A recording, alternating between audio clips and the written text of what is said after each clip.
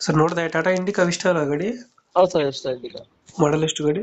2009 ಎಷ್ಟಾಗಿದ್ದಾರೆ? Sir. Owner owner 7 ಜನ sir, ಅಲ್ಲೇ ಹಾಕಿದ್ರು ಡಾಕ್ಯುಮೆಂಟ್ಸ್ ಐತೆ ನೋಡಿ.